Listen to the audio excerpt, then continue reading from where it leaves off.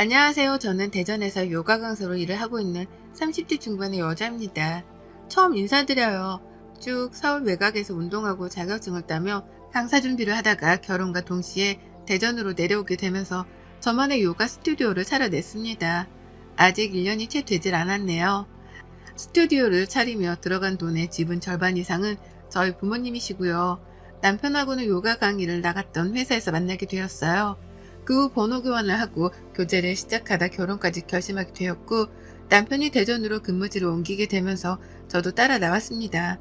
요가 스튜디오를 차리기에는 서울보다 대전이 훨 나을 거라고 생각을 했거든요. 그리고 또 한 가지, 시댁이 대전에 있었는데 그것도 즐거운 소식이었습니다. 북적 때문에 어울릴 수 있는 가족이 생기는 것이었으니까요. 제가 외동딸로 자라서 어릴 적부터 형제자매들이 북적이는 집을 굉장히 부러워했습니다. 저는 그냥 외로웠던 것도 아니고 부모님이 장사를 하시느라 거의 하루 종일 못 보고 산 적도 많았어요. 제가 잠이 들고 나면 집에 들어오곤 하셨으니까요. 그렇다 보니 시댁과 가까이에서 살게 된다고 했을 때 솔직히 기분이 좋았습니다. 늘 가까이에서 말 섞고 어울리며 내 가족이라고 할 수 있는 사람들이 생기는 거였잖아요. 남편의 누나인 형님하고도 가까이에서 지내며 비슷한 나이대이니까 언니 동생을 할 수 있겠다 싶었고요. 시부모님과도 만나 시끌벅적하게 밥 한 끼 정도는 주기적으로 먹겠거니 했습니다. 남편 말을 들어보니 어머님이 먹는 걸 무지 좋아한다고 하더라고요. 비록 제가 맛있는 걸 마음껏 먹으면서 살지는 못했어도 먹는 걸 좋아라고 또 강의를 하고 나면 늘 배가 고팠었는지라 이런 점은 서로 잘 맞겠다 싶었습니다. 하지만 이젠 다릅니다. 벌써부터 시어머니의 시자만 들어도 가슴이 철렁해요. 오늘은 또 무슨 이유를 가지고 나에게 탓을 하고 신경질을 부리며 시비를 거실까 싶어서 말이죠. 결혼 전에는 소녀소녀하다고 느낀 어머님이었는데 이제는 틈만 나면 시비를 걸다 못해 상남자스러운 걸쭉한 말까지 뱉어내는 바람에 놀라 자빠질 뻔도 했답니다. 그에 대해서 더 자세하게 사연을 적어가 보겠습니다. 저는 어릴 적에 무용을 오래 배웠었고 그와 동시에 식단 조절을 자연스럽게 하고 살다 보니 몸매 관리는 너무나 당연하게 해왔어요. 긴 시간 몸이 관리가 되다 보니 먹어도 살이 잘 안 찌는 체질이 되기도 했고요. 비슷한 시기에 연예인들이 45kg라고 여자들이 다이어트를 많이 따라하고 하다 보니 저는 제 몸매를 굳이 찌운다거나 보다 빼려고 한다는 등의 변화를 줘보자 한 적이 없었습니다. 그러면서 요가를 배워 지금은 선생 일을 하고 있는 거고요. 결혼 전에는 대전에서 신잡살림을 차린 것도 설렜지만 내 스튜디오를 차려 내 수강생을 받는다는 사실도 제겐 무척 설레고 기쁜 일이었습니다. 그리고 준비가 되어 있었죠. 시댁 식구들이 저한테서 요가를 배우겠다고 하시면 언제든지 저렴한 가격에, 아니 완전 무료로라도 가르쳐 드릴 수 있다고 말이죠. 아니나 다를까 시어머니께서도 제가 대전에서 스튜디오를 차리겠다고 인테리어 업자를 부르고 몇 번 도움을 받을 때마다 그러시더라고요. 너 내가 이렇게 도와줬으니까 나중에 샵 차리고 나면 나 꼭 공짜로 요가 가르쳐줘야 한다 라고 말이죠. 너무 기뻤어요. 시어머니랑 같이 요가를 한다고 하니 벌써부터 즐겁더라고요. 꼭 그러겠다고 약속을 드렸고 그 약속을 이행하고자 했습니다. 오픈 기념 할인이 있긴 했지만 저희 시어머니하고 시누이한테는 그냥 오기만 해도 가르쳐 줄 테니 약속만 미리 잡고 오라고 했죠. 언제든 배우고 싶을 때 오시라고 하면서요. 그렇게 저는 시어머니를 저희 스튜디오 안에 모셨고 그동안은 나름 즐거웠습니다. 살짝 긴장이 되긴 했지만 보통의 강의를 하는 것과 같았어요. 그런데 슬슬 시어머니의 고삐가 먼저 풀리기 시작하더라고요. 저는 제 가족이니까 무료로 제가 잘하는 요가를 가르쳐 드린 것 뿐이었는데 어머님은 그 대가로 고삐 불린 망아지 마냥 밥을 드시기 시작한 겁니다. 운동을 했으니 조금 더 먹어도 된다고 생각을 하신 거예요. 여러분, 저는 요가 동작을 가르쳐 드린 죄밖에 없었습니다. 어머님이 이전에 요가를 배워보신 적이 없다고 하니 완전 초보 동작부터 천천히 가르쳐 드릴 참이었고 어머님이 실제로 하신 거라고는 스트레칭 격의 운동 말고는 없었어요. 그런데 어머님은 그날부로 자신이 격한 운동을 시작한 사람이 마냥 음식을 먹기 시작하셨다는 거예요. 시누이의 말을 들어보니 어머님은 그때부터 집에 가면 힘드네, 요가가 보통 운동이 아니네 라고 하면서 멀쩡한 저녁을 먹고도 밥을 고추장에 비벼 먹고 하다 한 사발 남은 된장국에 밥을 비벼 말아 먹었다고 합니다. 전 단지 요가를 50분 짧게 가르쳐 드린 것밖에 없는데 어머님은 집에 가면 세상 노곤하다며 밥을 말아 먹고 비벼 먹고 쌓아 먹으며 식탐을 키우셨어요. 한 번은 시아버지가 그러시더라고요. 도대체 요가로 뭘 가르치길래 네 시어머니가 이리 밥맛이 돌아서는 밥을 먹냐고 말이죠. 그래서 전 간단한 것만 가르쳐 드리고 있다며 당황하고 황당한 나머지 웃어 넘기기만 했는데요. 문제는 시어머니의 체중 변화가 눈에 보이기 시작했다는 것이었습니다. 시어머니가 살이 쪄가고 있는 것이 제 눈에 확연하게 보이기 시작했어요. 전 정말 단지 내 시가족이니까 공짜로 요가를 가르쳐 드린 것밖에 없었는데 말입니다. 그리고 그때쯤부터 어머님이 저에게 이상한 요구를 해오기 시작하셨답니다. 본인이 밥을 무리하게 먹어서 쪄버린 살인 걸 그걸 저한테 탓하기 시작하며 요구를 시작하신 겁니다. 운동을 더해서 살을 빨리 빼야 한다면서 요가가 아닌 다른 운동을 요구하기 시작하셨어요. 이럴 때면 제가 가르쳐드리는 요가가 아닌 한 요가부터 시작해서 필라테스, 그리고 이젠 하다 플라잉 요가까지 말입니다. 제가 한 번은 어머님 건강이 염려가 되어서 요가를 가르쳐드리다 말고 물어봤어요. 체중이 조금 늘어난 것 같은데 좀 더 땀을 많이 흘리고 체중 관리에 도움이 되는 요가를 가르쳐드려도 되겠냐고 말이죠. 그전에는 어머님은 이미 몇 번이나 살이 찐 것에 대해서 짜증이 난다는 말투로 저에게 화풀이를 하셨고, 이놈의 요가는 살 빼는데 전혀 도움도 안 되고 오히려 나를 찌우기만 하네. 네가 일부러 나 찌우는 거 아니야? 라고 하면서 제 탓을 시전하기까지 하셨어요. 당연히 말이 안 되는 소리였으니 우선 넘기긴 했으나 무료로 저에게 요가 수강을 받으시면서 말이 안 되는 불만을 자꾸 늘여놓으시니 저도 힘들었습니다. 이럴 바에는 차라리 어머님께 아무 요가도 가르쳐드리지 않고 안 보는 게 낫겠다 싶기까지 했죠. 하지만 어머님은 살이 쪄서 짜증이 난다는 소리를 하시면서도 요가를 배우겠다고 계속해서 저를 찾아오셨어요. 계속 찾아오셔서는 다른 수강생들이 있는데도 불구하고 아유 이게 스트레칭이지 뭔 운동이야. 나는 살만 뒤룩뒤룩 쪘는데 라는 부정적인 혼잣말까지 꺼내셨죠. 그 덕에 수강 분위기는 장난이 아니게 어두웠습니다. 일단 저 자체가 표정 관리를 하기가 힘들었고 어머님의 말씀에 기분이 나빠한다거나 동요하는 다른 수강생분들을 달래고 눈치를 보느라 마음이 너무 불편했어요. 마음이 불편하니 요가는커녕 말 한마디 꺼내는 것조차 쉽지가 않더라고요. 그러니 수강생들은 하나둘씩 떨어져 나가기 시작했고 저는 급기야 스튜디오 운영 걱정까지 해야 하는 상황이 되었답니다. 그리고 딱 그 타이밍에 맞춰 시어머니가 요구를 해오기 시작하셨어요. 제가 직접 가르쳐주는 운동이 아닌 남한테서 돈을 내고 직접 운동다운 운동을 배우겠다고 하신 겁니다. 저에게는 저의 능력을 무시하는 발언과 다름이 없었고 그와 동시에 내 시가족으로부터 이런 발언을 들었다는 사실에 자존심까지 상할 수밖에 없었답니다. 하지만 어머님은 이 뻔뻔한 요구를 멈추지 않으셨어요. 그리고는 저에게서 돈까지 뜯어가셨죠. 그냥 요가는 별로야. 나 살찐 거 봐라. 이게 다 아무래도 네가 못 가르치니까 그런 것도 있겠지. 아님 내가 이렇게 갑자기 살이 찔 이유가 없잖아. 안 그래? 그래서 말인데 여기 오다 보니까 저 옆에 한 요가라는 게 있던데 그게 그렇게 살 빼는데 좋다고 하더라. 나 거기 좀 가도 되냐? 라고 물어를 보시더라고요. 그래서 제가 한 요가도 좋다고 마음대로 하고 싶은 대로 하시라면서 그냥 내버려 뒀더니만요. 어머님은 당당하게 한 요가 학원 등록을 하시고는 그 수강료를 저에게 지불해달라고 요구해 오셨답니다. 저 때문에 살이 찐 것 같으니 자신이 살을 뺄 수 있게 도와달라고 하면서 말이죠. 이게 무슨 귀신 뒤통수를 후려치는 소리인가 싶었습니다.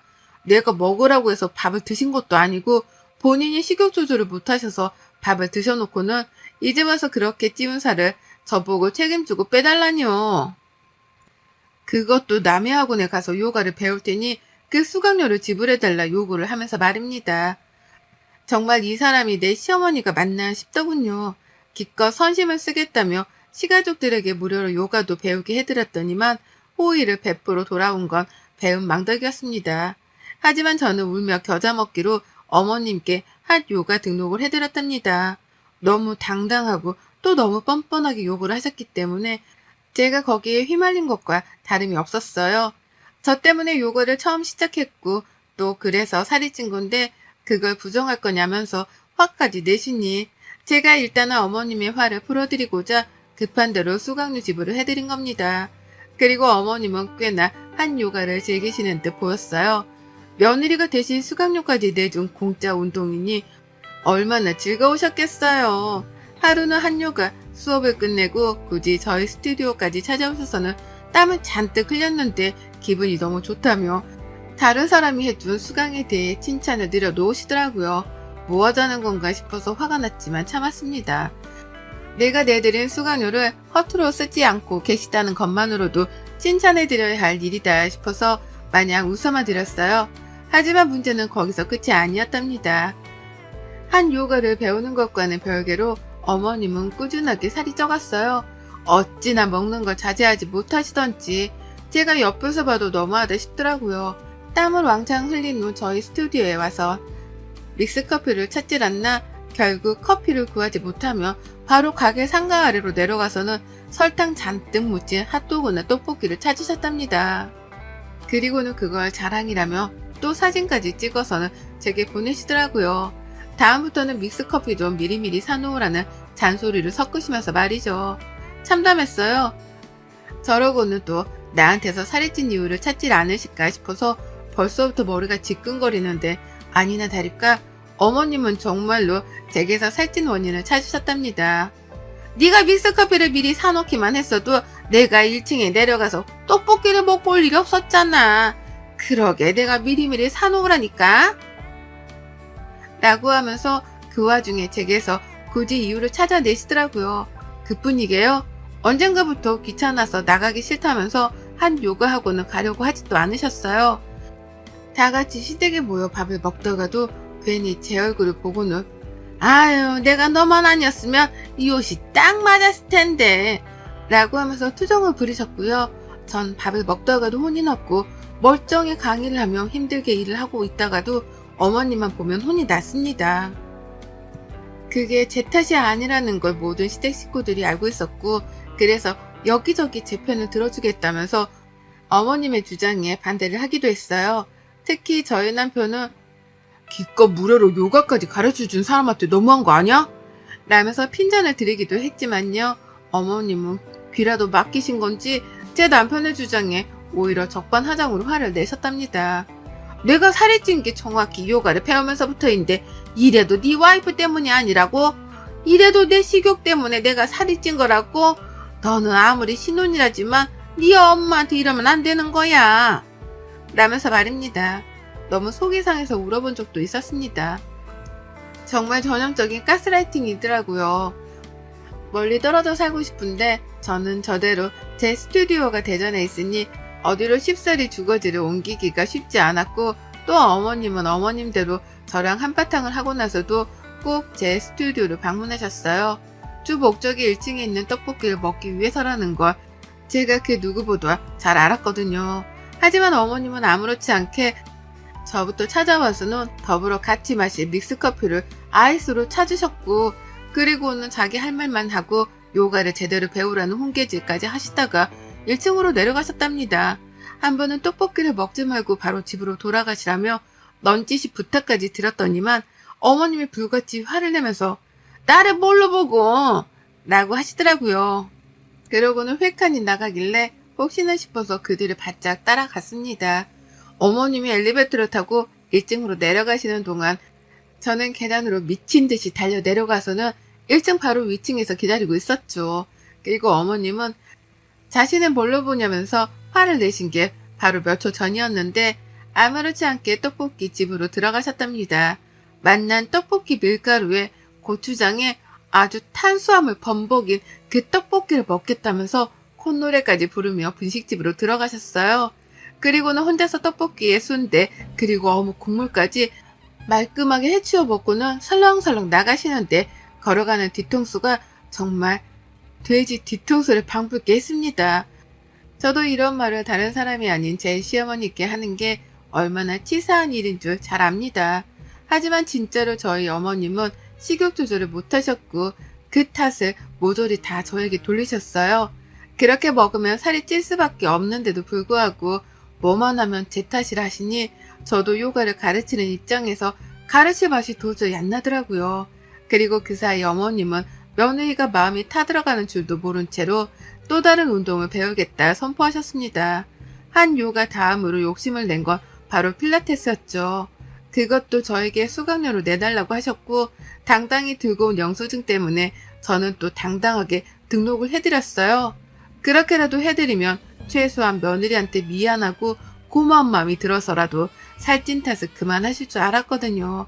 적어도 운동이라도 열심히 배우면서 살을 뺄 노력이라도 하실 줄 알았습니다. 그런데 달라지는 건 없었어요. 한 요가에 이어서 필라테스까지 포함해 제가 손해를 본 돈만 해도 벌써 100만 원을 넘겼는데요. 어머님은 여전히 운동을 다니며 먹는 것에 집착하셨고 여전히 제 스튜디오에 찾아와 아이스 믹스 커피를 타달란 말을 반자동으로 뱉어내셨답니다. 이런 인연은 조만간 내 손으로 끊어내야겠다고 생각을 한 건 얼마 되지 않았고요. 하루 종일 웬일로 너무 바빴습니다. 시어머니께 대인 만큼 더 열심히 강의를 하고 좋은 요가 강사가 되고자 공부도 하면서 노력을 했더니만 점점 수강생이 다시 늘어나기도 하더라고요. 남편도 퇴근하면 영업을 해주겠다며 전단지를 돌려주고 인스타그램 마케팅도 도와준다게 어찌저찌 해서 동네 입소문을 타기 시작한 듯 보였답니다. 그 덕에 혼자 하루 종일 수업 준비하고 스케줄을 짠다고 바쁜 시간을 보냈고 그러다 막 가게 불을 끄고 퇴근을 하려고 했는데요. 시어머니가 들어오시더라고요. 밖에서 보니 아직 퇴근을 안 한 것 같길래 들어왔다고 하면서 말이죠. 절로 한숨이 나오는 걸 꾹 눌러가며 참았고 그 입에서 또 믹스커피를 찾길래 일단 타드렸습니다. 제가 마시지 말라고 해서 마시지 않을 분은 아니셨으니까요. 그런데 어머님은 뭔가 하신 말씀이 있는 듯 보였어요. 불안한 기색으로 어머님을 쳐다봤는데 아이고 글쎄 이젠 하다하다 한요가에 필라테스로도 모자라서 이젠 플라잉 요가까지 시켜달라시는 거예요. 저희 어머님 연세가 벌써 환갑이 넘으셨습니다. 그 나이에 이것저것 운동을 하나도 아니고 여러 개씩 번갈아 혹은 같이 배우시는 것도 대단한 일이었는데요. 그렇게 운동을 배우면서 식욕 조절을 못해 살만 건강하게 쪄가고 있던 도중이었는데 이젠 또 플라잉 요가까지 배우시겠다고 하니 말문이 막혔죠. 저 사람이 제정신인가 싶기까지 했고요. 하지만 어머님은 진심이었고 이번에도 영수증을 가져오면 되겠냐면서 이미 알아본 학원까지 있다고 말씀을 하셨답니다. 그 말을 남기고 혼자 나가는데 혼자 남은 스튜디오 안에서 저도 모르게 억울한 마음에 눈물이 나와서 펑펑 울었어요. 시어머니가 흡사 깡패어도 같아 보이는 게 무섭기도 했으나 정말 언제쯤 정신을 차리실까 싶어서 짜증나고 지치는 마음에 울음이 나온 거죠. 그러다 혹시나 싶더라고요. 왜 저렇게 운동을 배우려 하는지도 모르겠고 그렇게나 배우는데도 어쩜 그리 신기할 정도로 살이 안 빠지는 건가 싶었습니다. 그러다 생각이 꼬리에 꼬리를 물더니만 하나 이상한 점이 떠오르더라고요. 그건 바로 어머님이 운동 수강을 하지 않고 계실 수도 있다는 가능성이었습니다. 늘 영수증을 가져와서는 그 돈을 내달라 요구를 하셨던 어머님이셨기 때문에 전 학원에 찾아 들어가 본 적도 없었습니다. 근데 이게 저의 큰 실수였겠다 싶은 생각이 들어버리니 바로 어머님이 다니신다는 요가 학원 뒷조사를 시작했어요. 근처에 있던 한 요가 학원 그리고 필라테스도 모자라 어머님이 또다시 하고 싶다고 말씀하신 그 플라잉 요가 학원까지 어머님께 슬쩍 물어봐 학원 전화번호를 알아냈습니다. 그리고는 전화를 돌렸죠. 수강생 이름을 물으며 여부를 알고 싶다고 하니 처음엔 가르쳐주지 않더라고요. 개인정보네 뭐네 하면서 앞으로 제가 같은 업계에 일을 하는 사람으로 수강료를 자꾸 환불받아 꼼수를 쓰는 고객이니 확인 절차가 필요하다며 양해를 구하자 모두가 제 일처럼 발벗고 나서서 시어머니의 수강 여부를 알려줬습니다. 그리고 전 충격을 받아 탄식을 내뱉었죠. 어머님은 수강을 하지 않고 있었습니다. 수강을 하긴 했는데 얼마 지나지 않아 다 환불을 했다더군요. 그것도 카드로 환불받은 게 아니라 수강료에서 수수료를 떼고 남은 현금으로 받아갔다는 겁니다. 수강료보다 적은 돈이긴 했으나 그게 어디냐면서 그냥 막 도와달라고 했었대요. 그래놓고 학원에 다녀온 척 땀도 흘리고 운동하다 온 척이란 척을 제 앞에서 했던 겁니다. 이거 완전 사기꾼이었죠. 그래서 제가 꼼수 쓰는 고객인 것 같다고 물어봤을 때 상대 학원 원장은 아차 싶어서 알려줬다고 했고요. 저희 가게에서도 그런 식으로 환불을 받아 나간 고객이냐면서 시어머니 뒷담화를 바로 시전하는데 눈물이 또 나더라고요. 다른 사람도 아닌 시어머니가 이런 식으로 나한테 학원 수강료를 받아가서 몰래 환불을 해서 혼자 돈을 챙겼다고 생각하니 말입니다. 그러는 와중에 어머님은 플라잉 학원 수강료를 언제 입금해 줄 거냐면서 확인 전화를 해오시더라고요. 그래서 전 알겠다고 대답을 해드렸어요. 그리고는 잠시 망설임도 없이 점심시간을 맞아 학원 문을 닫았고 근처에 있는 이불 가게에 찾아가서는 천조가리를 사버렸습니다. 계획을 일부러 세운 건 아니었지만 시댁에 가는 길에 상가들이 쭈르륵 이어져 있어 천조가리를 파는 이불 가게가 바로 보였어요. 거기에서 저는 아이들을 얻었고 그 이불을 들고는 시댁으로 달려갔죠. 어머님은 제가 직접 결제를 해주려고 찾아온 줄을 알고는 세상 반갑게 절 맞이해 주셨어요. 평소 같았으면 살을 찌우게 한 장본인이라면서 찬밥 신세를 하셨을 텐데 그날만큼은 저한테서 받아낼 돈이 있어서 그런지 참 순하게 양 같으시더라고요. 하지만 저는 어머님을 모른 척 했습니다. 저를 의아하게 쳐다보는 어머님을 뒤로한 채 전 당장 시댁 거실 한복판에 서서는 천장만 뚫어져라 바라봤죠. 그리고는 맘 같아선 드릴 같은 걸로 천장을 뚫으려다가 급한 대로 시어머니가 망치랑 못을것이 TV 선반 아래에서 꺼내는 걸 기억해 냈습니다. 그리고는 저도 따라서 망치와 못을 꺼내들었죠. 시어머니가 기함을 치며 놀라셨는데 저는 그러거나 말거나 망치를 들고 허공에 있는 천정에 망치질을 가격했습니다. 남의 집에 쳐들어와 밑도 끝도 없이 천장에 못질을 했고 사들고 온 이불 천조가리들을 가져다가 어머님께 알아서 하시라 했습니다. 이게 플라잉 요가지 다르게 플라잉 요가겠냐고 하면서 말입니다. 시어머니는 벙쪄서 절 쳐다보시더라고요. 이게 무슨 말이냐면 말이죠. 하지만 전 끝까지 말씀드렸어요. 플라잉 요가가 하고 싶으시다면서요. 이거잖아요. 플라잉 요가. 천장에 매달려 날아다니며 하는 거. 플라잉 요가 라고요. 그리고는 이어서 말씀드렸습니다. 지금까지 저한테서 수강한다고 구라치고 가져가셨던 학원비까지 싹 다 내용 증명으로 되돌려달라 고소 때리기 전에 이쯤 하세요. 플라잉 요가. 그거 배우는 척한다고 그 살이 빠지겠어요? 빠질 몸뚱아리였으면 진짜 빠졌겠죠. 저는 이런 식으로 행동하는 거 용납 못하니까 돈 달란 소리 하지 마세요. 살을 빼고 싶으시면 밥 좀 그만 쳐 드시고요. 라고 말이죠. 어머님은 제가 천장에다가 못짓을 한 것만큼이나 놀래서는 입도 못 다문 채 경악을 했습니다. 제 입에서 돈을 물어내달라는 고소 얘기까지 나오니 농담은 아닌가 보다 싶으셨는지 전과는 달리 손발이 파르르 떨리시기까지 했네요. 그런 어머님께 저는 어머님, 아들한테 싹 다 꼰질러 버리기 전에 가만고 계세요. 제 눈에 띄지도 마시고요. 라며 재차 선전포고를 한 후 집을 나섰고요. 그러니 어머님은 겁에 질리신 건지 절 쉽사리 따라 나오지도 못하셨답니다. 저는 어머님이 간 학원비를 되돌려받지 못했으나 남편한테 솔직하게 털어놓고는 그 돈을 대신 받아냈어요.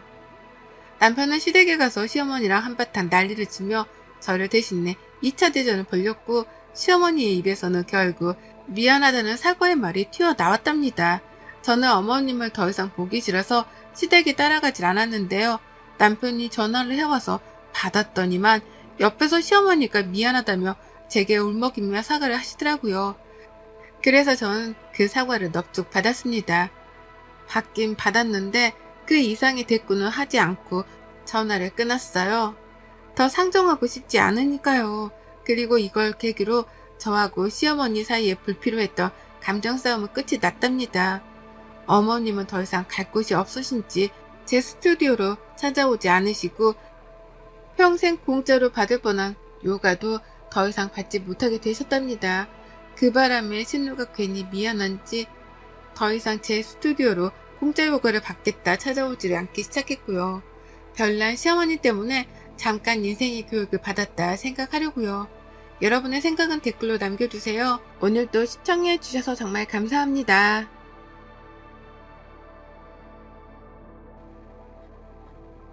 수아씨가 혼인빙자 간음으로 저 사람 고소할 거예요. 그럼 재곤이에 대한 친권, 양육권 다 박탈당할 수 있거든요. 수아는 절대 아이를 안 뺏기겠다고 했거든요. 얘 좀 봐, 헛똑똑이네. 무슨 고려적 이야기를 시부렁거려. 혼인빙자 간음죄? 그게 폐지된 게 언제인데. 어머님, 사기죄로 고소 가능해요. 혼인빙자 사기죄. 변호사 선임하시고 준비하세요. 그럼 안녕히 계시고 법원에서 뵙죠. 당신 우리 딸한테 꿈이라고 부르지 마. 뭘 그렇게 예민해서 그래 당신. 어쨌든 부르지 마. 그 소리 들을 때마다 수아가 바로 목 뒷덜미여서 달라붙는 것 같으니까. 이튿날 시어머님이 오셔서는 봉투를 내놓으시는 거예요. 사실 손녀도 손주긴 손주지. 아무짝에도 선영의 태상의 오보돌리 남의 집 주워버릴 손녀도 내 핏줄이긴 하지. 여기 이 돈으로 몸에 좋다는 거 다 해먹어라. 엄마가 건강해야 갓난쟁이도 건강하니까. 그리고는 한참 아이를 들여다보시더니 아깝네 아까워. 그거 하나만 탈거 나왔으면 얼마나 좋아. 10년 만에 겨우겨우 빌어빌어 낳아놓은 게 계집애라니. 그리고 나가셔선 바로 수아네 집으로 가신 거예요. 속으로 아들이니까 장손이지. 아무리 천년 뱃속에서 나왔어도 장손이긴 하지. 얘부터 본처가 생산을 못하면 처벌들이니까 법으로 정해져 있었어. 그럼 내 장손은 내가 못 볼 이유가 뭐예요? 가만, 그 아파트가 어디라고 했지? 핸드폰에 당신 아드님이 보내주신 주소로 찾아가신 거예요. 저희 집에서 나가자마자요. 아주 모자가 쌍으로 아주 파렴치한 거지요. 그리고 거기에는 이미 남편이 가 있었고요. 아범아, 너는 아주 대놓고 양쪽살림을 하기로 했구나. 거기는 장모님도 다 계시지만 여기는 나 하나뿐이잖아. 열분왔다. 시어머님 웃긴 게 코앞에서 아들 손주를 보니까 마음이 200% 달라지신 거예요. 아주 마음이 붕붕 날아다니는 기분이셨나봐요. 하긴 왜 안 그러겠어요. 저도 한편으로는 이해는 합니다만 집안에 대가 끊기고 재상 올려줄 자손 하나 없이 돌아가시는 줄 알았더니 이건 태물리 아들 손자가 생겼으니까요. 그리고 집에 돌아오셔서 이국리 저국리 하셨겠죠. 다음날 또 찾아가셨어요. 당신 아들 앞세우고 아들 손주가 보고 싶으셔서요. 이젠 수아도 아예 자기 시어머니인 줄 알고 시어머니로 대우한 거고요. 어머님이 지리탕 좋아하신다는 이야기는 예전부터 들었어요. 제가 낙지 넣고 연포탕 끓여드릴게요. 식사하시고 가세요. 시모는 속으로 어라? 요게 나이나 어려도 아예 막대 먹은 애는 아닌가 보네. 며칠만 지켜볼까? 그렇다고 수아가 저를 밀어내고 제자리를 차지하려는 욕심이 그리했다고는 생각 안 해요. 그날 집으로 돌아와서 이국리 저국리 아무리 그래도 본 며느리도 딸이지만 자손을 낳아놓았고 내쫓을 구실도 없고 무엇보다도 제 뒷배경이 빵빵하니까 훗날 독자로 혼자 세상을 살아가는 당신 아들의 든든한 뒷배경이 꼭 필요했던 건 정말 필수니까요. 그래서 결론을 내신 시어머니 다음날 아침 아드님을 부르셔서는 애비야 내 마음 알지? 너 안 되라고 이를 꾸밀 애미는 아니란 거 알지야? 엄마 무슨 말씀을 하시려고? 아무래도 나보다는 네가 공부를 많이 했다지만 세상을 몇십 년 더 산데 경험을 믿어야 하는 거야. 그러니까 무슨 말씀을 하시려고 이렇게 무섭게 나오세요? 내 장손 데려와야겠다. 네? 보아하니 내가 2번 보니 그게 나이가 어려도 보통 내기가 아니었어. 순순히 내놓지도 않겠고 그저 쓱 아닌 듯 긴 듯하게 빼오자. 엄마 그렇지만 아기를 강제로 빼앗아 오는 건 걔가 새끼를 낳아도 어느 정도 자랄 때까지는 두는 게 인지상정인데. 이거사 정신 똑바로 차려. 아기도 천불리고 오래 끄면 그거 떼어내는 게 더 힘들어. 아예 초장에 끊어내야 해. 그리고 여자 잘못 만나면 인생 쪽박 나는 거야. 물론 남녀간의 정이란 게 하루아침에 끊어내기 어렵지. 하지만 이번 기회에 독하게 마음먹고 내 말 들어. 내가 장손 낳아준 애 애미에게는 먹고 살 만큼 떼어줄 거야. 그건 걱정하지 말고. 다음날 또 수아네 집에 간 시어머님, 물론 아들을 앞세우고 아이 건강 체크는 다 한겠냐? 네, 병원에서 했어요. 급히 태어나느라 제대로 했으려고 내 친구 남편이 대학병원에 있다. 거기 예약해 놓았으니까 잠깐 다녀오면 돼. 네 남편이 데려갔다 올 거야. 그러시면서 남편에게 아기를 넘겨주시는 거예요. 강보에 쌓인 핏덩어리를요. 얼른 다녀오너라. 어머님, 저도 같이 갈게요. 아기가 저만 떨어지면 한시라도 안 떨어지려고 해서요. 막 울 거예요. 얘가 지금 무슨 소리 하고 있어. 산모가 찬바람 바깥바람 쐰다고? 산 위에 바람 잘못 쐬면 늙어서 그 고생을 어떻게 하려고. 가만히 있어. 집에서 꼼짝도 하지 말어. 그래도 어머님, 아기가 많이 울 텐데 제가 옆에서. 길어야 서너 시간이야. 그 길로 남편은 아기를 안고 우리 집으로 왔어요. 당신 아들이 나가고 차를 천천히 한 잔 다 드시는 시어머님. 얘 아가, 내 말 잘 들어라. 우리가 다 널 위해서 이러는 거야. 아기가 없어야 너도 새 출발이라도 하지. 나이 21살에 뭘 어떻게 하겠다고? 응? 아버지 뻘 되는 남자에게 붙어서 응? 내 아들을 내가 잘 알아. 너하고 오래 갈 애가 아니야. 지쳐가라 얼마나 무서워하는데. 이렇게 내가 챙겨줄 때 새 출발해라. 내가 먹고 살 만큼 떼어줄게. 어머님, 아기는 어디 갔어요? 아기요, 아기. 본가로 보냈다. 내 며느리는 지금 친정에 있으니 내가 당분간 유모 들여서 키울 거야. 안 돼요. 그건 안 돼요, 어머니. 어머니, 안 돼요. 저 돈 필요 없어요. 아기 돌려주세요. 저한테는 남편도 필요 없어요. 저한테는 아기만 있으면 돼요. 그 아기 내가 낳았어요. 그 아이는 내 거예요, 내 거. 왜 마음대로 빼앗아 가세요? 네 아들에게도 그게 좋아. 어른 말 들어라. 내 며느리가 이제부터는 그 아이 엄마다. 언니가 그러던가요? 자기 아들이라고? 자기가 키우겠다고? 당연하지. 당장 데려오라고 했다. 내가 미쳤다고 혼자 이러겠니? 넌 이제 우리와 인연 끄는 거니 길에서 만나도 서로 모른 척 해야 돼. 그리고 몸 좀 났거든. 우선 이사부터 해라. 내가 집은 벌써 알아보라고 했다. 저기 멀리 대구찜이 좋겠다. 너 태구가 고향이랬지? 외국으로 가면 더 좋고 이 집 명이 네 앞으로 되어있다니. 이것도 너 주마. 네가 알아서 처분해라. 그리고 울며 매달리는 수아를 뿌리치고 나오셨어요. 여러분은 어떻게 생각하세요? 뭐 돈이라도 챙겨줬으니 됐네 하시는가요? 저는 그렇게 생각 안 해요. 수아는 혼자 외롭게 자랐고 핏줄에 대한 집착이 강한 애고 돈도 필요 없고 얘만 있으면 된다고 생각하는 애였어요. 수아가 울면서 전화가 왔더라고요. 언니, 언니가 나한테 어떻게 이래? 여보세요? 언니가 어떻게 이래? 내가 아무리 믿고 싫어도 언니가 어떻게 나한테 이래?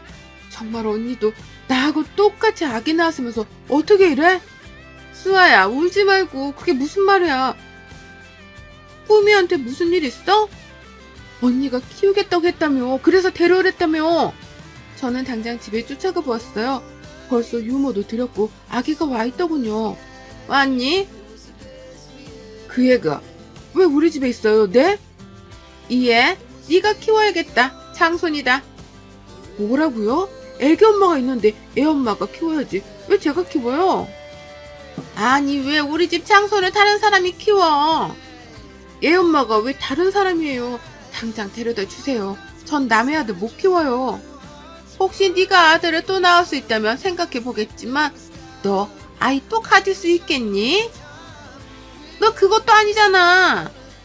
꿈이 엄마, 나도 아들 하나 있으면 좋지. 게다가 남의 핏줄도 아니고 말이야. 어머님, 저 이혼하겠어요. 여기서 그만 사는 게 좋겠어요. 그래? 그래? 그래라 그럼. 하지만 명심해. 우린 아이 둘 다 우리가 키울 거야. 넌 아기 놓고 나가면 돼. 그게 마음대로 되실 것 같으세요?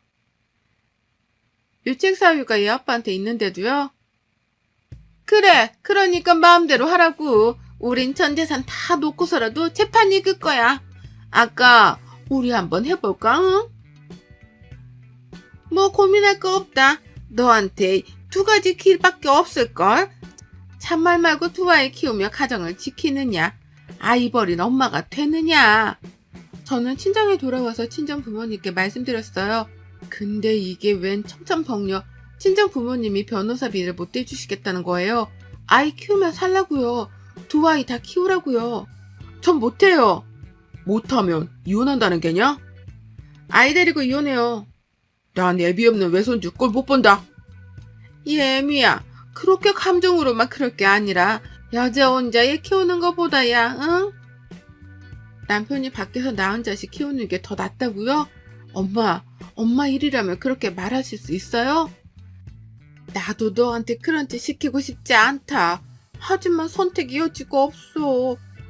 대한민국이라는 데는 아직도 그렇거든. 네가 아이를 데리고 나와 이혼하면 모두에게 상처가 된다. 우리에게도. 아버지! 하나를 잃으면 하나를 얻는 게 세상사의 흐름이다. 네가 아직 그걸 모르는 게야. 어른 말씀을 들어 나쁠 게 없다는 친정어머님의 달램으로 저는 우선은 집으로 돌아왔어요. 제가 돌아온 걸 항복의 의미로 받아들였는지 시어머니와 남편은 기세등등 표정이 그럼 네가 어떻게 혼자 살려고 였고 아주 대놓고 재곤이와 제 딸아이를 차별대우하는 거였어요. 수학에서 아이를 빼앗아 온 지 정확히 11일 만입니다. 아니 저 계집애는 20분 먼저 나왔어도 오빠인데 오빠가 먼저 먹고 나서 먹으면 어떻다고 빽빽 소리를 질렀어. 어차피 크면 남의 집에 보내 아무 쓰잘데기 없는 계집애가 왜 이렇게 드세게 울어? 복 날라가게. 아이고 잘도 생겼지. 지혜비를 쏙 빼닮아 나왔네. 이래서 씨도둑질을 못한다는 거야. 우리 장손 얼른 커라. 여기는 네 집이야. 누가 너한테 뭘 할 게야. 이 집 재산은 다 네 거야. 25살만 넘으면 이 할미가 이 회사 너한테 물려줄 거야. 아이고 저놈의 기집애 저거 그만 좀 울어싸라. 네 오빠 잔다. 애미야 저 계집애 좀 방에다가 좀 치워놔라. 아이고 뭔 계집애가 저렇게 드세냐. 집안 복 날라가게. 기집애가 너무 우악스럽게 울으대도 폭이 안 들어오느니. 이래서 해로부터 남녀 쌍둥이가 태어나면 하나는 가져다 버렸느니라. 바로 이래서다. 응? 집안에 아들 손자 하나 있으면 다른 건 다 필요 없다는 말이 괜히 나온 게 아니거든. 아이고 오리 장손 찰도 찹쏨네. 방에 들어가 수아에게 온 카톡을 확인하고 저는 시어머니 앞에 앉았어요. 어머니 저 이혼하겠습니다. 도저히 이 집에서는 못 살겠네요. 끝난 이야기 아니었냐? 아이고 그거 몇 마디 했다고 또 내일은 비쳐서는 어머니 저 이혼하겠어요. 아이고 이혼이 무슨 유세냐? 유세똥 짊어졌네 그려. 어머니만 끝났다고 생각하고 계셨지 저는 아니에요. 그래 그러니까 넌 나가면 돼. 너만 나가면 돼. 아니요 어머님 그렇게는 안 되겠어요. 어머님도 여자면서 그러시면 안 되죠. 자식 낳아보셨잖아요. 우선 우리 은주에 대한 친권 양육권은 제게 있다고 들었어요. 재산도 반은 주셔야겠어요. 결혼 후에 모은 재산은 분할 자격이 있고요. 저 사람의 바람질로 이렇게 된 거니까 유책 배우자로서 위자료도 따로 지급해야 된다고 저는 배웠어요. 변호사한테요. 시어머니 주먹을 지그시 쥐었다가 놓으시면서 그래 너는 그동안 나름대로 꽤 철저했네. 그래 그런데 말이다. 세상사는 뛰는 놈 위에 나는 놈이라고 생각하며 착각하는 놈들을 조져넣는 구름 위에 노는 사람이 있거든. 내가 지난주에 네 시외 삼촌한테 내 재산, 네 남편 재산을 모두 명의 변경을 했거든. 위자료는 주마. 그까짓 건 얼마나 된다고. 그래 네 말이 맞다. 네 딸 은주만 데리고 나가면 된다. 그러라고. 애초에 나는 아들 손주만 필요했으니까 됐어. 응? 나가라 오늘이라도. 그래 그렇다면 그래야지. 그렇게 이 집이 싫다는데. 아니요 어머님 재곤이도 이 집 자손이 아니에요. 왜야? 수아씨가 혼인빙자 간음으로 저 사람 고소할 거예요. 그럼 재곤이에 대한 친권 양육권 다 박탈당할 수 있거든요. 수아는 절대 아이 안 뺏기겠다고 했거든요. 얘 좀 봐라 헛똑똑이네. 무슨 고려적 이야기를 시부렁거려. 혼인빙자 하는째? 그게 폐지된 게 언젠데. 어머님 사기죄로 고소가 가능하지요. 혼인빙자 사기죄. 변호사 선임하시고 준비하세요. 그럼 안녕히 계시고 법원에서 뵙죠. 저는 아기 말빵 2개를 가지고서 앞에는 딸, 뒤에는 아들을 업고 그 집을 나왔어요. 나와서 친정으로 갔어요. 이 야비한 시어머니와 남편, 제가 나가자마자 수아에게 찾아가서 혼인시켜주겠다, 새 출발하자고 하더래요. 당연히 거절했어요. 우리 씩씩한 수아가. 그리고 혼인빙자 사기죄는 8개월 선고됐고요. 그게 작년 일인데 그 사람은 지금은 여기저기 열심히 선을 보고 다닌대요. 시어머니 닭달로요. 대를 이어줄 아들을 얻으려고요. 그러나 그게 그렇게 쉽게 달란가? 뭐 쉽게 되어도 좋겠지만은요. 인생은 그게 다가 아니니까요. 여러분의 생각은 댓글로 남겨주세요. 오늘도 시청해주셔서 정말 감사합니다. 안녕하세요. 저는 불과 몇 달 전까지만 하더라도 대한민국에서 평범한 가정을 꾸리고 살던 30대 후반 여자입니다. 단 몇 달 사이에 삶이 송두리째 바뀌어버렸는데요. 정신을 겨우 붙잡고 쓰는 사연인 만큼 두서가 다소 없더라도 양해부터 부탁드려요. 저희 부부는 교제 5달 만에 결혼을 해서 현재 아들딸 하나씩을 낳고 달라는 가정을 만들어 사는 중이었어요. 둘 다 맞벌이를 하는 중인데 월급이 조금 많다는 이유만으로 사실상 제가 집안의 가장 노릇을 하고 있고요. 제가 돈을 벌어와 가정에 보태는 만큼 남편도 가사분담을 많이 나눠 자신의 역할을 하고 살았습니다. 그러다 보니 남들이 보기엔 남녀의 역할이 바뀐 것 같다 할 수도 있겠지만 저희 부부는 다소 다른 부부의 모습으로 살았어요. 저는 열심히 일을 하고 남편은 집안일을 열심히 하는 걸로 말이죠. 자식은 둘이 함께 낳았으니 육아에 있어서만큼은 서로가 적극적으로 나서 키우며 살았고요. 그러다 재작년 말에 남편이 유학 얘기를 꺼내더라고요. 코로나 때문에 회사 일도 위태로운데 일을 그만둔다 하더라도 어디 가서 다시 재취업을 할 수 있는 자신감이 없다고 말이죠. 자신의 앞날이 너무 불투명하고 보잘것없는 게 자존심도 상하고 힘들다면서 실세한탄을 크게 했던 적이 있었습니다. 정작 회사에서 잘리지도 않았고 잘릴 일도 없어 보였는데 말이죠. 근데 전 그런 남편이 이해가 가기도 했어요. 저희 남편은 고졸이었거든요. 특성화고로 진학을 해서 고등학교를 졸업하자마자 취업을 했고 남들처럼 대학 졸업장을 가지고 있진 않았으나 자격증이랑 자격증은 수두룩하게 보유하던 중이었습니다. 누구보다 공부 욕구가 큰 사람이어서 자격증 하나 따는 것만큼은 30대가 되어서도 멈추질 않고 계속했었어요. 그런 남편이었는데 갑자기 유학 얘기를 꺼내니 난감했죠. 그럴만하다 싶으면서도 당황스럽게 마찬가지였고요. 남편의 주장은 이랬습니다. 한국에서 대학 진학을 하는 것보다 외국에서 대학 진학을 하는 게 돈은 더 들지라도 입학은 쉽다고 하더라고요. 자격증도 많이 가지고 있고 자신이 경력직이다 보니 이걸 입학 시에 가산점으로 붙여주는 대학도 있다고 말이죠. 이미 혼자서 유학원까지 투어를 하며 상담을 받은 건지 알고 있던 정보들이 빠삭했습니다. 남편의 말을 들어보니 대학 졸업을 하고 나서 잘만 하면 영주권도 받을 수 있을 것 같고 이걸 잘 이용하면 온 가족들이 다 이민도 가겠구나 싶더라고요. 물론 저는 그럴 생각이 없었으나 애들 영어 교육을 신경 쓰고 있던 찰나에 그리 나쁘지만 않은 조건이었어요. 남편이 학교를 다니는 동안 애들을 번갈아 보내기만 해도 영어 공부는 충분하겠구나 싶었고요.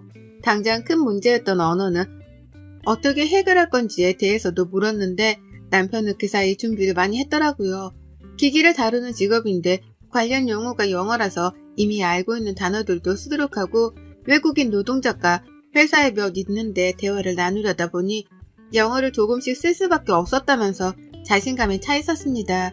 그러니 제가 별 수 있나요? 남 잘 되라고 유학을 보내는 것도 아니고 내 남편 잘 되라고 유학을 보내는 거니 오히려 응원을 해주고자 했습니다. 아이들도 아빠의 도전을 좋게 받아들일 거라고 생각을 했고 누구보다 남편이 잘 되어 우리 가족 길을 살려주고 또 잘 풀렸으면 싶었어요. 그렇게 저는 내 남편 하나를 믿은 채로 타국에 유학을 보냈습니다. 준비 기간 동안 유학 수속을 밟고 비자 발급 등에 들어가는 비용 같은 건 남편이 됐고요. 그 외에 대학 입학금과 학비, 그 전에 수료가 필요한 어학 과정까지 모든 수업에 들어가는 비용을 전부 다 제가 지불을 했습니다. 결코 적은 돈은 아니었지만 내 남편을 위해서 그 정도 투자는 충분히 할 수 있었기에 허리가 휘청이기까지 하진 않았어요. 남편도 고맙다고 두 손을 부여잡고 인사를 하니 고마우면 공부라도 열심히 하고 오겠거니 생각을 하고 믿기로 했죠. 그렇게 저희 부부는 한순간에 장거리 부부가 되었답니다. 서로 떨어져 사는 그 시간 동안 서로 영상통화도 자주 하면서 안부를 주고받았고 아이들은 특히 외국 사는 아빠가 신기한 건지 유독 매일마다 문자와 통화를 주고받으며 생존신고를 했어요. 그러니 저는 남편에 대해서 의심이라고 할 건 전혀 가지질 않았죠. 저렇겠지 아이들을 보고 싶어하는 남편인데 설마 딴 여자한테 눈길이라도 주려나 싶었거든요. 저 어리고 예쁜 자식들이 눈에 밟혀서라도 바람 따위는 관심을 일도 두지 않을 것이라 굳게 믿어 의심치 않았습니다. 그걸 증명하는 듯 저는 지난 1년이 좀 안 되는 시간 동안 학비도 빠짐없이 꼬박꼬박 때에 맞춰 보내줬어요. 혹시라도 밥이라도 굶어가며 돈을 아끼겠다고 궁상을 떨고 살까 싶어서 용돈으로 쓰라며 추가 금액도 펑펑 퍼다 줬고요. 그렇게 많은 정성을 쏟아가면서 남편 뒷바라지를 했습니다. 더 멋지게 돌아온 내 남편을 그려보면서 타지사르로 힘들어할 내 남편을 묵묵히 응원하며 살았네요. 하지만 저는 등신같게도 이런 남편으로부터 뒤통수를 세차게 얻어맞게 되었답니다.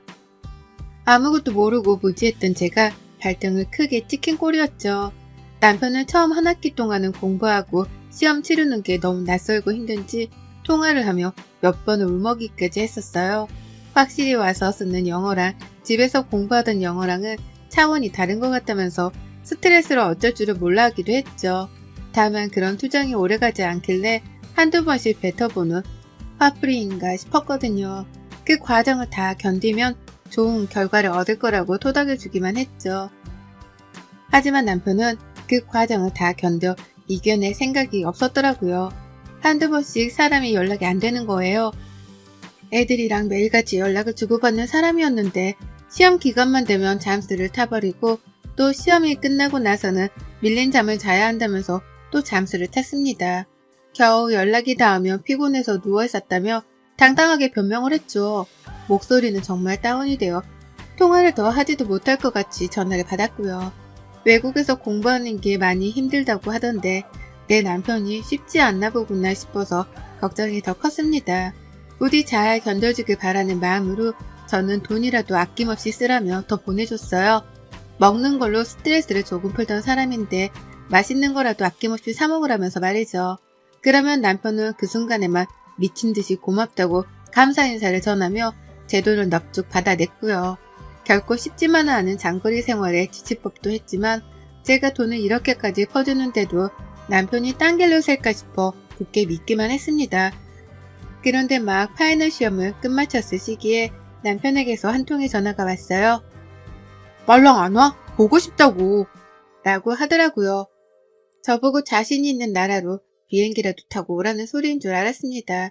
말투가 꼬인 게 딱 술을 마신 듯 했는데 마누라가 보고 싶어서 술주정을 부리는구나 싶었죠. 귀여워서 저도 모르게 웃음이 나왔고 비행기 티켓 사줄 거야? 라며 대답을 했는데요. 돌아오는 남편 대답이 이상했습니다. 뭘 비행기야? 한국 가지 말고 내 옆에 딱 붙어있어? 라고 대답을 하는 거예요. 전 한국이고 남편의 옆에 딱 붙어있지도 않았는데 저보고 그러지 말라고 하니 순간 촉이 딱 왔습니다. 그래서 물었습니다. 네 옆에 딱 붙어있으라고? 나 누구야? 라고요.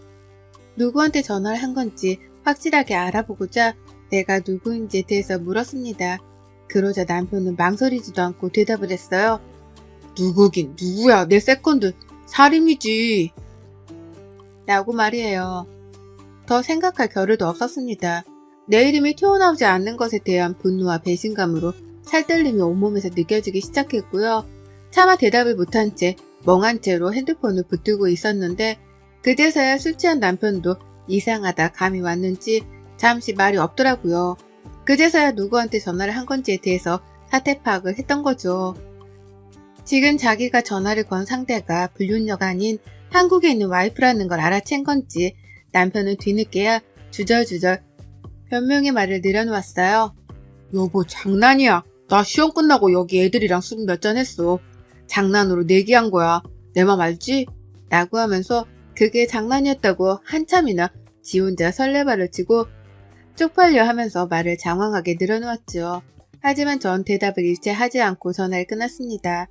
그리고는 그제서야 혼자 조용해진 방 안에서 허공을 보며 새삼 알아차렸죠. 내 남편이 유학을 가서 바람을 피우고 있다는 걸 말입니다. 유학을 간 지 몇 년이 된 것도 아니고 꼴랑 1년도 버티지도 못한 채 바람을 피웠다니요. 이것만으로도 내 남편이 저지른 짓이라 생각하니 믿을 수가 없어 심장이 벌렁거리는데 술 마시고 마누라한테 잘못 전화를 해서 불륜을 들키다니요. 저희 애들 포함한 제 가족들과 불륜녀랑 번갈아 연락을 하며 지내왔다 보니 분간이 안 되는 듯 보였습니다. 그리고 전 분노를 채 삼킬 새도 없이 노트북을 켜서는 밤새도록 남편의 페북과 인스타그램을 뒤졌어요. 제가 인스타그램을 하는 걸 알아서인지 인스타그램에는 가족에게만 공개를 해놨었고 그래서 페북에 추가된 남편 친구 목록만 한참 뒤졌습니다. 그러다 발견했죠. 정말로 남편이 부른 그 이름 사림이라는 년이 있더라고요. 이름이 다소 특이해서 제가 또렷하게 기억을 했었습니다. 그런데요. 저는 내 남편의 불륜으로 추정이 되는 사람의 계정을 발견했다는 사실과 동시에 또 다른 사실에 경악을 하고 말았어요. 정말 숨이 멎을 뻔했답니다.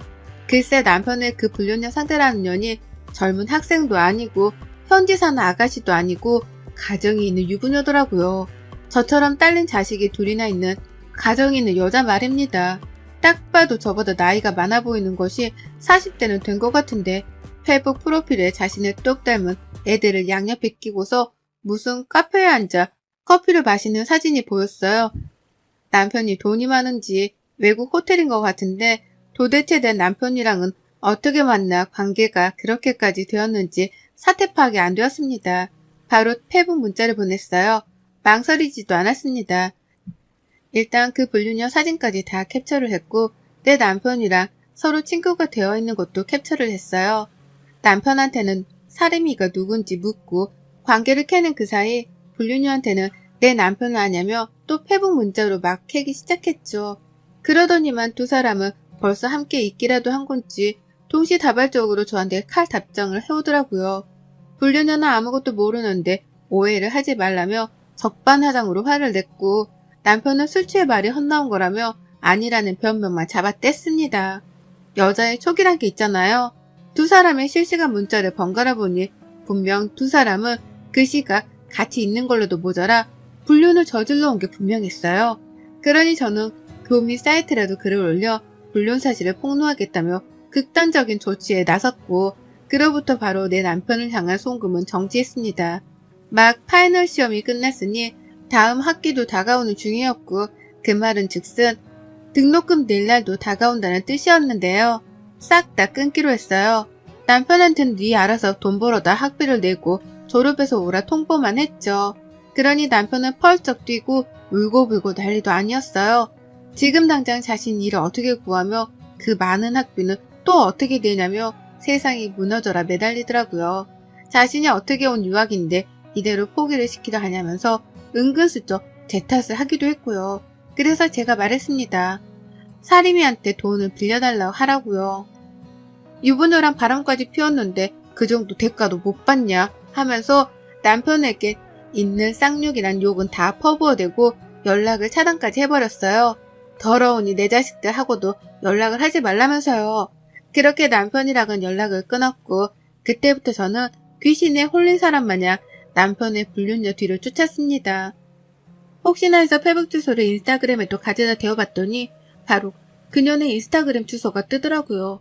비록 비공개 계정이긴 했지만 불륜녀 남편의 인스타그램까지 발견했고요. 당장에 팔로우 신청을 했고 일주일도 기다리지 않아 팔로워가 되었길래 문자를 보냈습니다. 지금 혹시 외국에 살고 있냐며 부인이 외국에 있냐고 말이죠. 내 남편이 유학을 가서 뒷바라지를 해주던 중이었는데 남편의 불륜 사실을 알게 되었고 그 상대가 당신 부인이라서 이렇게 모래를 무릅쓰고 연락을 하게 되었다며 제 상황을 장황하게 설명해 보냈더니만요.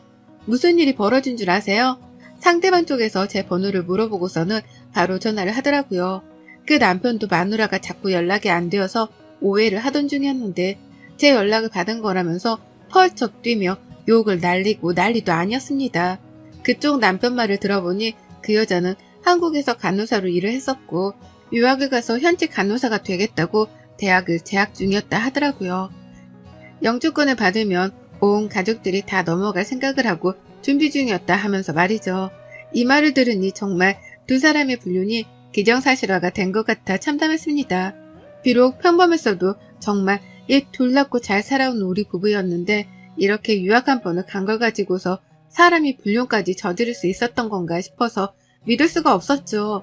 믿고 싶지도 않았고요. 애초에 불륜을 저지르려고 유학을 계획한 건가 싶기까지 하는 오해가 들려는 찰나 불륜녀의 남편으로부터 자신은 이혼을 하지 않을 거고 제 남편에게 상간난 소송을 걸 계획이라는 통보를 전해 들었습니다. 같은 처지에 놓인 저에게는 마누라 때문에 미안하다면서 사과까지 하시더라고요. 그리고 전 그 남편분의 사과를 받지 않았습니다. 저도 그 불륜녀에게 똑같이 상간녀 소송을 걸 계획이었거든요. 그리고 그날부로 모든 일들은 일사천리로 흘러갔어요. 남편에게 너 소송 걸릴 예정이니 일 더 크게 만들기 전에 당장 한국 들어와라 라고 통보를 했고 모든 용돈이며 학비 송금을 중단한 채로 남편을 내버려 뒀더니만요.